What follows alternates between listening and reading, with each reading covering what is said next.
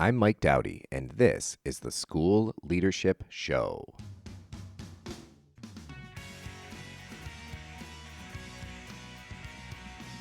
Welcome to the only podcast dedicated to helping practicing and aspiring school leaders realize their potential, advance their careers, and achieve work-life balance. The School Leadership Show brings together the greatest minds from inside and outside of education to deliver you the insights and tools you need to succeed in school leadership. This is the show we wish we had 20 years ago. This show is about you. We're here to help you become the best school leader you can be while still having a life outside of work. In this episode, I sit down with friend and colleague Dr. Jeff Cimmerer. Jeff is the Chief Information Officer for a large suburban school district in upstate New York. He and I have a lively discussion about the horrible presentations we've seen during our time as school leaders. We share a bunch of do's and don'ts about planning, designing, and delivering effective presentations. Don't be one of those school administrators that we talk about for giving bad presentations. You can get better.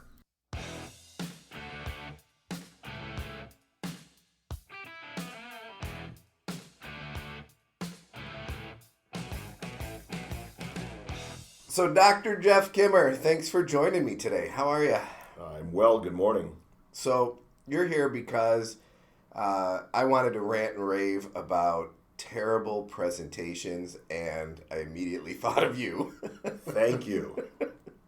So let me tell you, let me just give you the backstory here, how this came about. So I was at a school district, I don't know, a little while ago, and I was watching different people present their school improvement plans, and it was bad presentation after bad presentation, and I don't know, there are 6 or 8 of them, I lost count, but things like too much text on the screen, and it was too small, cheesy clip art, no pictures, just pointless background templates, and reading from the slides.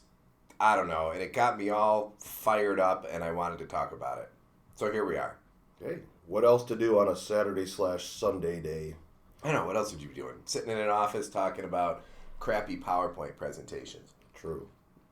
So tell me about, I don't know, think of some ones that you've, been exposed to recently. Anything jumping out as kind of a, my God, why do people do this? Well, let's start with my own work, shall we?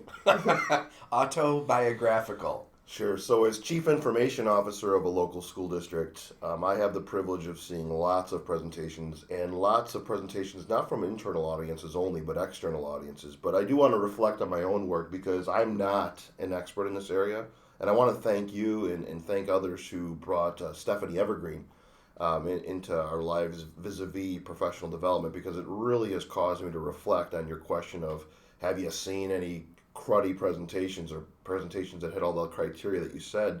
And I got to tell you, I look back in the Wayback Machine, and most of my presentations had that content, and I think we can all improve, and I look forward to kind of unpacking that over our podcast this morning, because my first thing as I look back, we all fall prey. I think the word all is not exaggerated here, but all of us fall prey to take it out of the box and use it, meaning it's PowerPoint, sometimes Prezi, but mostly PowerPoint.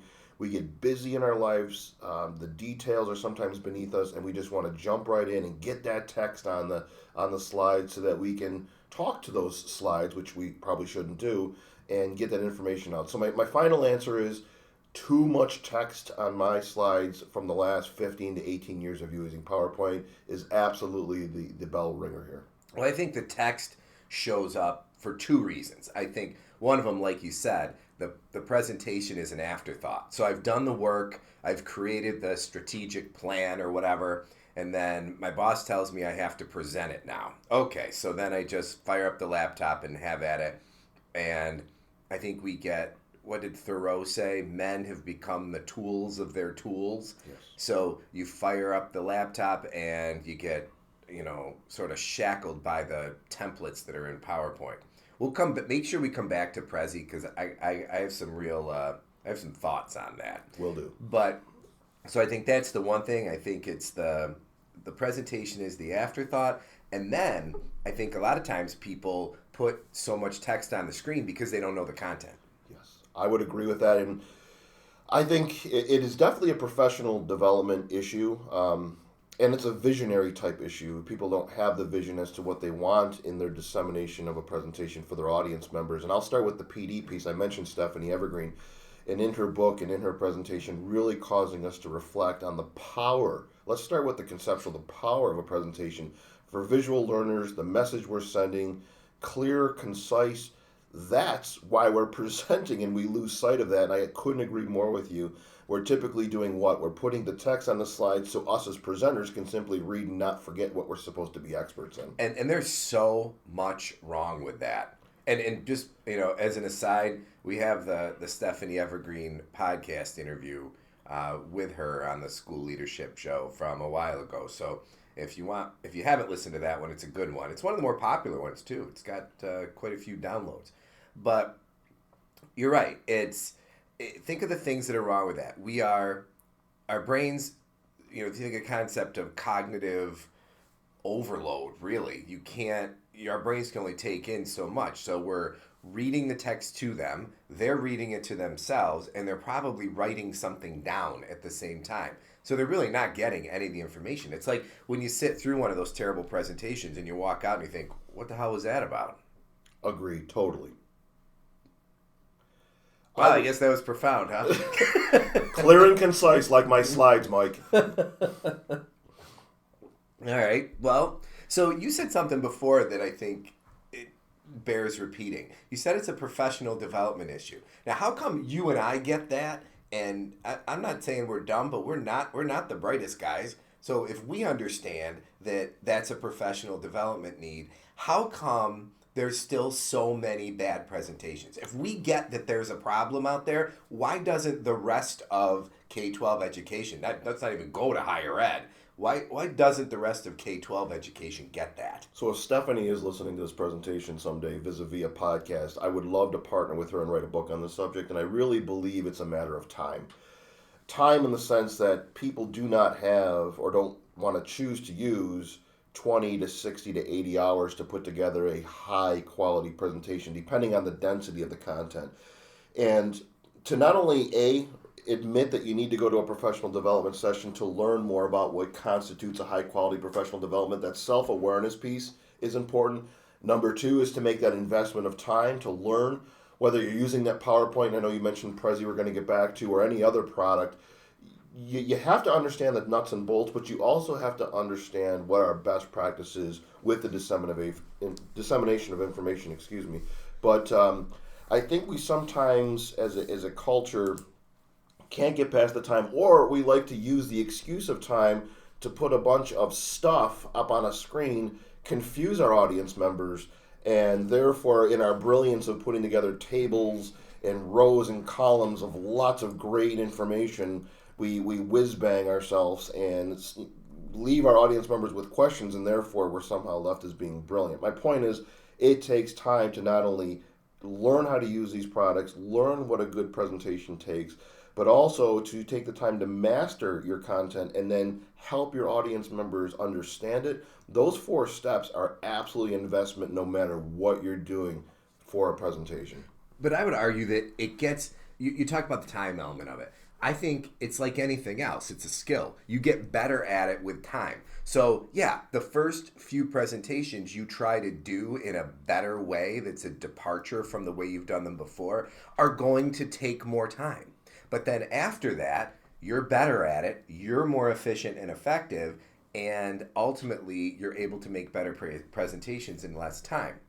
I would come back to the idea, and I'd put it more of a moral and professional imperative, that it's about choices. If you're up there in front of the room, and my wife say this to me, it's all about choices. So if you're up in front of the room, you are deciding what's coming out of your mouth. You are deciding what you hand out to people. You're deciding what you put on the screen. Nothing says, I don't care about this presentation, like a bunch of text on the slide that I read to people.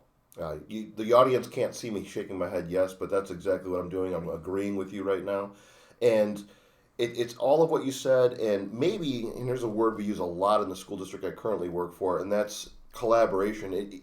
You don't have to pawn off a project on an intern or an assistant or one of your staffers. If you really want to lead that vision, I used that word earlier in the podcast, the vision of the story you're going to tell from beginning to end, where you're going to land your audience members at that end point, you can collaborate with your assistant, with those staffers, with possibly an intern to get there. You don't have to do it all on your own. The time is absolutely an issue. And yes, we all make decisions, as you pointed out, but collaborating, working as a team to get people that content and to be able to easily disseminate that content through clear visualization and visuals, I think that's where the money is. All right, so let's get a little more practical. So if, most folks who write about presentations, Stephanie Evergreen, Gar Reynolds from Presentation Zen, Nancy Duarte, her work on Slideology, there's some great resources out there. In fact, I would point people to Gar Reynolds. It's GARR Reynolds.com. He wrote Presentation Zen Design, and then one called The Naked Presenter. It's all about what the presenter does. And he's got a really good blog with a bunch of tips for really 3 different parts of this process. There's the planning of the presentation and the preparation, the design of the slides, and then the delivery of the presentation by the presenter. So let's take those 3 in turn. So you have to do a presentation. Somebody says, Jeff, we want a presentation about give it to the parent, presentation to the parents about social media, whatever. So you have to plan it. How do you approach planning? Well, it's really interesting, and I know this isn't a canned podcast, so your question is so relevant to what I'm doing right now. I just met with 2 parent groups as an example. We have an urban suburban program we partner with our city schools, and I just met with a parent group for one of our schools. And living by example, and I'm not sure where this would fit into the 3 silos of researchers you just mentioned. I believe you mentioned 3. But here's what I have done, borrowing bits and pieces from the experts who are writing books and journal articles. I, first and foremost, sit with the stakeholders or sit with the gatekeepers or both, potential audience members. I wouldn't call it quite a focus group, but it's a focus group mentality of really asking them, what is the message that you're hoping to hear? And are we on point? Because there's nothing worse of not only having crappy slides, but delivering a message that was off point. So what I'm trying to say here directly is I'm meeting with the individuals, the co-facilitators of these groups, and storyboarding exactly what we're going to talk about vis-a-vis an outline. I still have grease pencils and whiteboards in my office. We still use flip charts in this age of high technology use. But so I'm stopping you right there because that's important, I think, because the moment somebody says you need to do a presentation, what do people do? They fire up the laptop. So you're doing, and I think Reynolds calls it analog planning. Yeah. And that's effective. I think it is. It's cheap, it's inexpensive, and it's just in time. Sometimes what we do, especially for those people, if you kind of listen to the first part of our presentation, you've got people doing crappy slides or ineffective slides, and it's why? Because they probably don't know the practical piece and they can't get to the conceptual of what they want it to look like. So if you keep it low tech to start, especially if you're a beginner or someone that wants to start on their own, I think that low tech approach of just getting the story that you want to tell down on paper or on a whiteboard is so important, so you can not only hit the mark with your message, but then you can start brainstorming internally or with others as to where you're going to go and how you're going to do it with a slide package, like a PowerPoint or a Prezi. So, and I have a similar approach. I really do try to force myself to sketch things out by hand. If it's little boxes on a piece of paper that represent slides, maybe it's Post-it notes where you have one idea per Post-it note, you can arrange them around. And to the point of, drawing little stick figures or writing, put a picture of a frog here or whatever.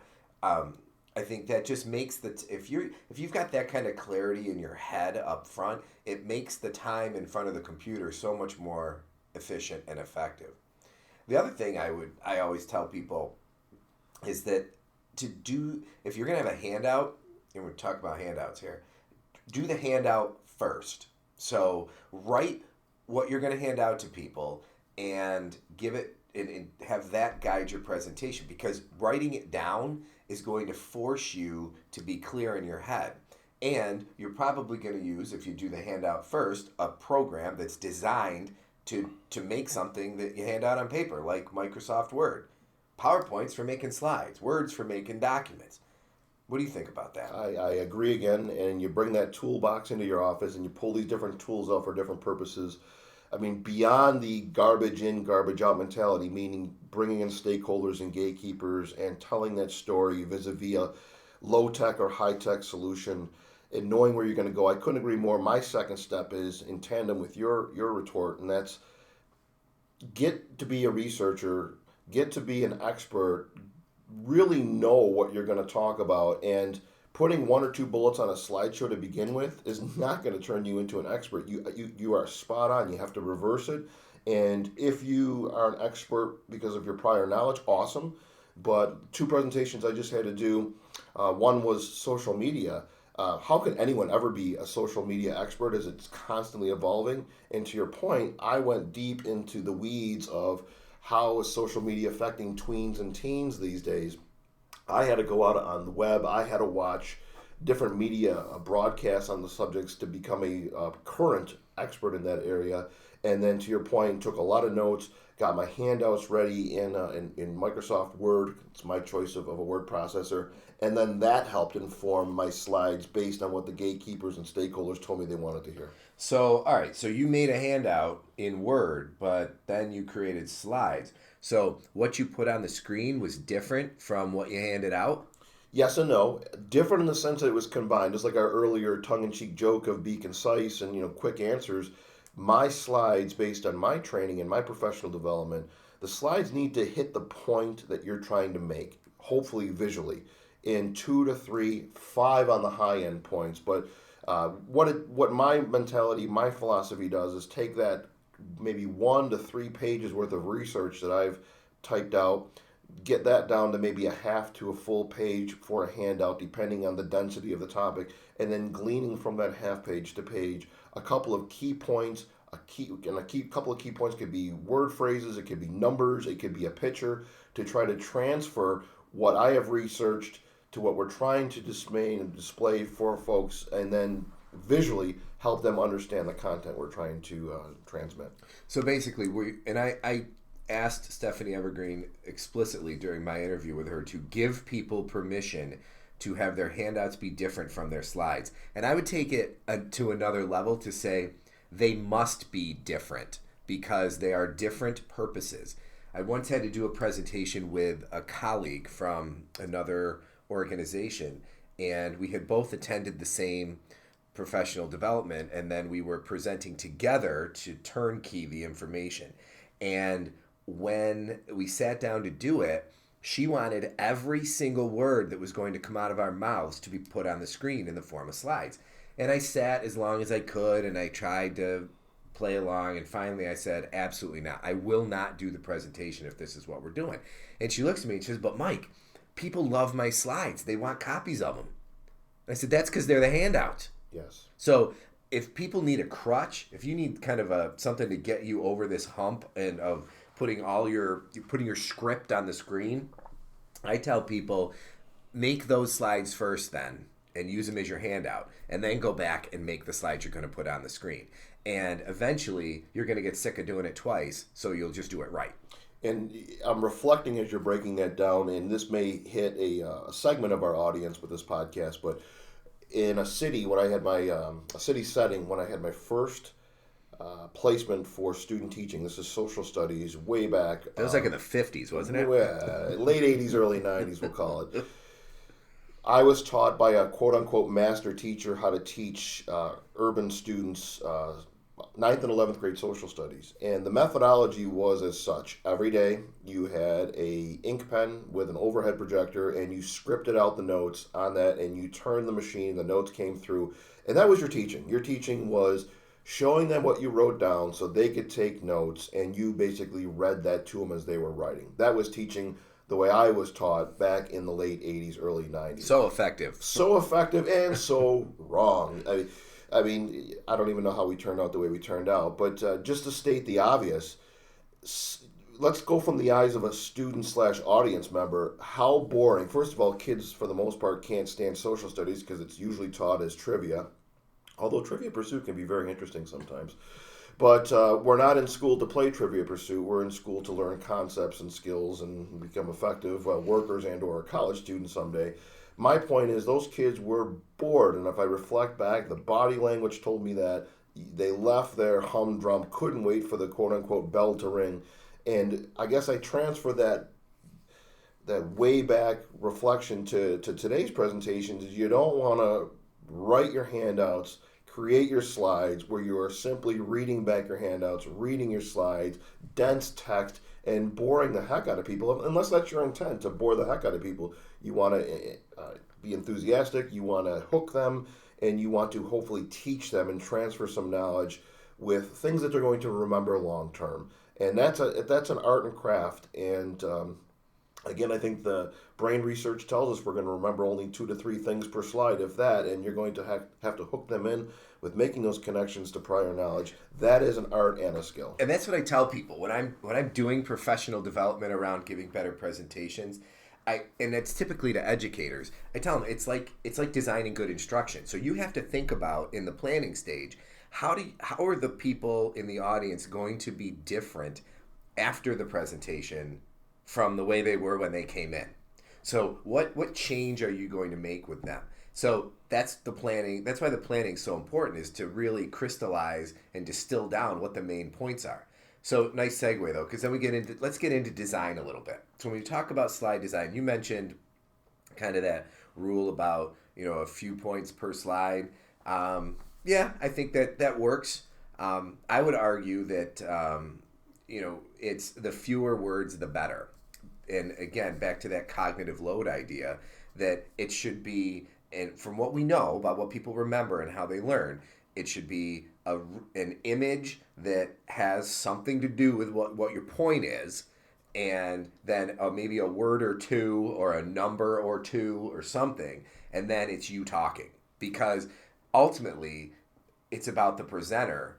That's where you want the focus to be. If people just read the slides, the presenter doesn't need to be there. So you get the image up there, you get the main point, the presenter's talking, and the slide supports what the presenter's saying. The slide, at least the way I look at it, the slide shouldn't be able to exist on its own to the point where people shouldn't, if you give people copies of your slides, they should be meaningless without you there. Yeah. What do you think about that? I agree again, and I'm going to keep weaving the theme of time in because, and I'm also going to go back to the practical, and that's when you're looking for images. My experience with colleagues, family, and friends, they immediately want to go to Google. They want to go to Google Images, and they want to pull the first image they find, not knowing the quality of the image. They might have the conceptual piece that's going to transmit that thought or idea you have, but they're not paying attention to resolution or copyright, some of the intricacies, and what happens is then the picture looks just as cruddy as using a GIF or an old JPEG that you might have. It's stretched, it looks horrible. So again, time of carefully not only choosing the conceptual photo or image that you want, but then having access to an archive, taking the time to look in that archive for a high quality photo just ramps up your presentation that much more. And go ahead. Yeah, no, I couldn't agree more. And there's really no excuse these days because it's so easy on all the search engines. You can tell the search engine to look for only photos, give it a specific size, and you can search by usage rights too. So there's really no excuse. Little self-promotion. I often, not often, sometimes have individuals come into my office saying, your slides look beautiful, you're making data look beautiful. And I'll take a compliment when I can grab one. But the second question out of their mouth is, where do I get templates like the ones you build? And back in the day, I think it was a company called Vaudeville and others, they used to sell you these templates like excellence and go for the big win and don't get caught in the weeds and land the plane and all these different templates that you could just dump text into.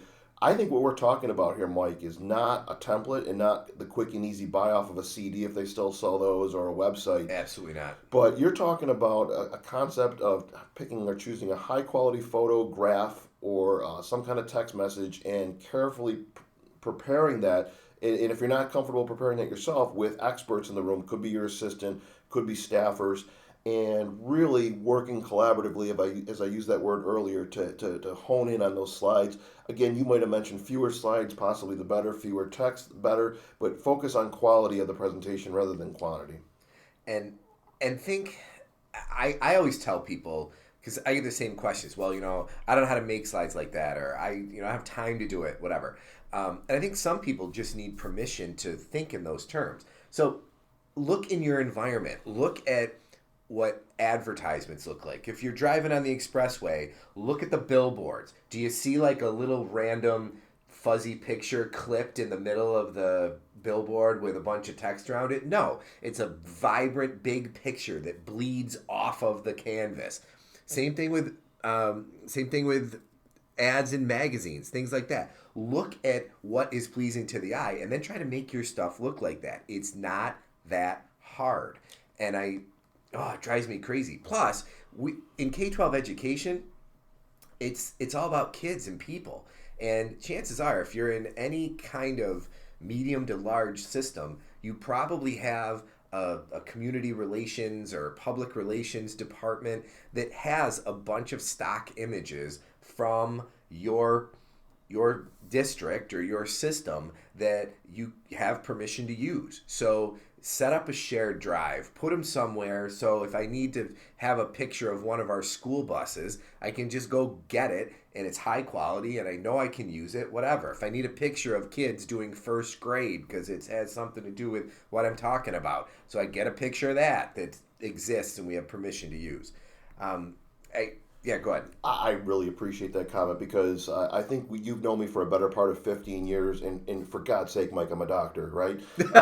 I'm very... But not a real one. Well, yeah, I'm not going to take your appendix out. So, I'm not a real quote-unquote creative guy. I'm not going to draw you something. I'm not going to paint you something. But with your comments, in listening to some of the folks that you rattled off as experts in presentations, they all give you the same advice of go out there and look what appeals to you visually and try to emulate that.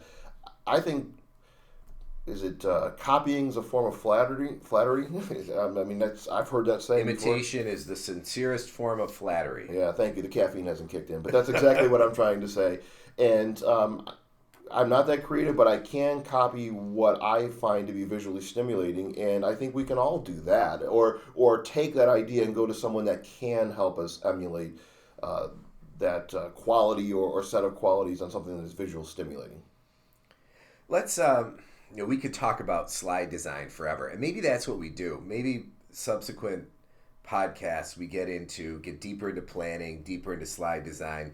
But I want to make the transition now into delivery, because I think you might have people who they can plan, they know their content. You can even teach them how to make a decent slide, or maybe their slides already are okay. But when they get up in front of that room, they just do stupid things. What are some of the things that you've seen people do that you just shake your head? Like, I feel bad for these people. Well, they certainly stand up and read their slides, and we've hit on that several times. And why people still do that in the year 2015 going into 2016, I have no idea. I'm going to start with some real simple stuff, Doc, and that's dancing GIFs and still clip art. I mean, just things that are childish and fonts that look like it is anything but professional. So, it's definitely coming across. They're not spending the time. They're not wanting their presentations to look professional. And the work is real evident. As research shows, we learn 80% through visualization through our eyes and 20% through hearing. We can see that not only are we missing the mark, but folks are not spending the time to put together awesome presentations. Go back to the cutesy stuff, because that drives me crazy. We want to be taken seriously. Administrators want to be taken seriously as leaders and as educators, and you're using comic MS Sans font and cheesy pictures. Come on. If anyone from Microsoft is listening, you got to fly us out to Redmond, Washington, and use us as a think tank for what fonts to use and not to use in various forms of PowerPoint. And maybe you have a PowerPoint Lite for elementary, and you have a professional PowerPoint, sort of like a product called Inspiration uses for their tools, Kidspiration versus Inspiration. But so it's the misuse of fonts and clip art that really aggravate me beyond the reading of slides. And then it's the lack of coherent story that they're trying to tell. They've been asked to do a presentation. They've thrown a bunch of data up. You can tell a lot of forethought hasn't been given to not only the dissemination of that information, but what does it mean. So the lack of thinking, no cerebral thought about what it actually will mean for their audience members. Sometimes we have to make that transfer for folks, and I often see people falling down in that area. Well, and I think, I go back to what I said before about it being good instruction. We know that people's attention spans are, when it comes to learning new information, are really not much more than 10 minutes. So if you have an hour for a presentation, first of all, you should aim for, I'd say, 35 to 40 minutes and leaving time for questions at the end. Ultimately, the difference between a good meeting and a great meeting, or a good presentation and a great presentation, is the ending time. So get it done early. People always appreciate that. So you know going in there. Now, so if you figure, okay, I got about 40 minutes worth of actual presentation time, I tell people, and I try to break things into 10-minute chunks, no more than 10 minutes. And then after that 10 minutes, you give folks some kind of opportunity to process what it is you're trying to get across. That could be giving them a writing prompt, have them write something down and share it with the person next to them. It could be write something down, get up, walk across the room and tell somebody what you wrote, or just get up and share one thing that you learned. Whatever it is, breaking that up helps people, and it gets them out of their seat. We know that sitting too long messes with people. So I think those are little things. Now, I know there's people listening out there who are like, I don't want to do that. That's too cutesy. That's too elementary. Just tell me the information and let me get out of here. Well, at the end of this, what are you trying to do here? Do you really want people to learn something, or are you just trying to get through the presentation? And if it's the latter, send them an email. Yes, and we're not hypocrites, because I know this not PowerPoint, that was a Freudian slip, but this podcast is going to be 30 to 60 minutes today, and we find that our common demographic are commuters, so we would love to give you the 10-minute digest if that's what people like, and we can quite frankly help people out with visuals, and this isn't visual, today is audio, so in case you weren't sure. Yeah, in case it may be very early where you're driving to or from, so yes, Mike, you're spot on with that. Other things that when it comes to delivery. So I mentioned that I opened with that series of terrible presentations I saw recently. One woman actually was chewing gum while she was talking, and I couldn't believe it. This is a person who is a school administrator, is standing up there chewing gum while she's talking.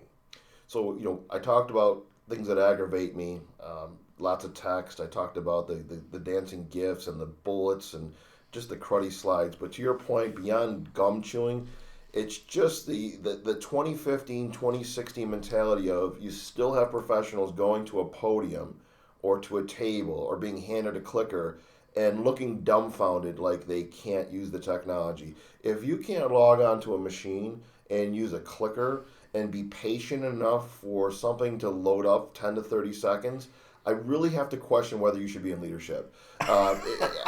I just said that, and that's real. That's coming from an administrator of 16 years experience. I don't know if that means anything. It does to me. But people need to be patient. They need to be professional. Yeah, get the gum out of your mouth, but also feel comfortable with the presentation, comfortable with the software. And how about this? Take the time to rehearse and look polished. Thank you. I'm glad you said that, because I think we have a lot of people out there who may have been leaders for a while, or maybe they're even new to it, who feel like, I don't need to rehearse. I can just get up there and do it. That is a recipe for disaster. That's insane. It's hubris. If the presentation matters, practice it. And practice it in front of another human so they can give you feedback. Yeah, and I was going to go there because we started with stakeholder input, telling the story, but at the end, practicing that final product, the finishing product with maybe potential audience members. Couldn't agree more. We both attended speaking of professional development, I think we both attended some professional development on what makes an effective, or what are some of the ingredients of an effective leader. And I'm really rushing through a 2 to 3 hour presentation, but we are paid to talk. We're paid to lead, we're paid to make decisions, but we're also paid to talk. And if we're paid to speak in front of audiences and we're not looking polished or sounding really, really good, what are we doing? I asked that as a rhetorical question. What are we doing? What are we getting paid for? Yeah. I think absolutely. Trying to think. So other delivery things, yeah, reading the slides. Oh, one of my favorites is when people apologize at the beginning. Oh, I'm really sorry. We got a lot to get through. This is really dense. Sorry. There's so much information on the slides. Whatever. I can't stand that because there's legit research out there about priming. And if you prime people at the beginning that this is going to be a bad presentation, that's the mindset they're going in there with. You don't have to say at the beginning this is going to be the best thing they've ever seen. Just don't apologize. Just start. I really enjoy that comment because I think and you and I have gone to several conferences together, waking up wee hours in the morning and getting to that 8 a.m. Keynote, and we have heard that time and time again. I'm prepared for a 3-hour presentation, but I only have 8 minutes. Well, and they say they're sorry. Well, you are sorry because if you haven't been able to monitor and adjust, probably given 3 months in advance that you're only have 8 minutes, not only is that unprofessional, that's shameful. That's pathetic, is what it is. And it's disrespectful to the audience. Yeah. Now you're getting me fired up, and now the caffeine's kicking in. Excellent. We should have started you with the coffee before we got going. Word. What else we got? And just monotone in general. People who just kind of get up there and drone on, that drives me crazy. So if we were going to give people, and we're approaching our time here, so if we were going to give people some practical advice, I think we've given a lot of practical advice throughout this during my angry rant, and you're coming along with me for it. Thank you. What would you give people, just sort of as those bullet point takeaways for do's and don'ts? Do's: work with other people to craft your presentation, and whether it's that storyboarding piece, gaining that input, literally putting the slides together. We mentioned Prezi earlier. I don't know. We want to circle back there. It could be folks taking the time to learn a new product. You got to take the time, and you got to work with individuals. Those are two big things that I think I've hit on, but we cannot hit on them enough because I don't see evidence that people are actually listening to that advice. I wonder if I don't know enough about Prezi because when I look at it, to me, it's just about transitions between slides because you still have to have good slides and then import them into Prezi to move them around. And it makes me motion sick. Yeah, not only motion sick and vertigo, but this ties in with a few topics we've talked about, and people tend to choose Prezi because A, it's not Microsoft. I think that's short-sighted as a professional, but I think people go for the wow factor, and if you're not going for the wow factor with the message you're sending, and you're going for the wow factor of quick transitions and flipping screens, you're a salesman. You're selling snake oil on the road, and that shame on you, and shame on the audience members for paying to go see spinning screens and magic potions and pixie dust. Faith and trust. So no clip art. That's mine. If you leave with nothing else, no clip art. Don't use it. There's no need. Get pictures of people, real kids doing real school. Potentially from your system. I think that makes the most sense. Don't use templates. Yeah, you stole my thunder. Don't use templates. Don't use any product out of the box. I mean, bullets, default fonts, lots of text. We still see it. We see it in abundance. You asked me at the beginning to reflect on my practices. I've been there, and I'm certainly not... I have not reached the holy grail of presentations yet, but at least I have self-awareness and I'm doing something about it. And finally, I would say practice. You talked about involving the other people before. I think that's important. Stop short of a script because it shouldn't be scripted because you'll come off stilted. But you should definitely practice what you're trying to do and the message that you're trying to get across. And finally, I think we'll leave with just a couple of resources. Stephanie Evergreen's website, if you search for her. And we have the podcast interview with her. Nick Morgan on becoming a better communicator. I've got a good podcast with him. Finally, Gar Reynolds at garreynolds.com. Take a look at his blog. And also, probably my parting shot would be, if this message is resonating with you and you feel like you're on an island in your system where you just can't get other people to see that they need to give better presentations, bring somebody else in. You can't be a prophet in your own land. You need to have someone else deliver the message about what makes an effective presentation. You can just sit there and absorb it with the rest of the folks, but have someone else tell them, because if you're the leader, they're probably not going to hear it from you. The title of my next book is going to be, and I'm going to quote a 1980 fictitious character, Fernando. It is better to look good than it is to feel good, my darlings. So look good. Be a professional out there. If I can ask anything of you, for those of you that I don't know, just if we're paid to talk and we're paid to be decision makers and we're paid to teach others, let's look good. And this is not something that you can be bad at. You just can't. Yep. You're a leader. Ask for help, take some PD, work with a friend, call us, do something. Yeah, call us. We'll help. We'll come in and give your presentations. We prefer to go to the West Coast. Absolutely. Dr. Cimmerer, thank you for coming in today and helping me with this. I appreciate the like-mindedness and your patience with my ranting. And thank you for the coffee. And for those out there, thanks for listening. For more on this topic, consider listening to my interviews with Dr. Stephanie Evergreen and Dr. Nick Morgan. They offer a lot of insights in terms of how to get better at public speaking in general and presentations specifically. If you'd like help with improving your presentation skills or would like one of us to come talk to your team, please contact either Jeff or me. You can reach me at mike@schoolleadershipshow.com and Jeff Cimmerer at drjpc21@gmail.com.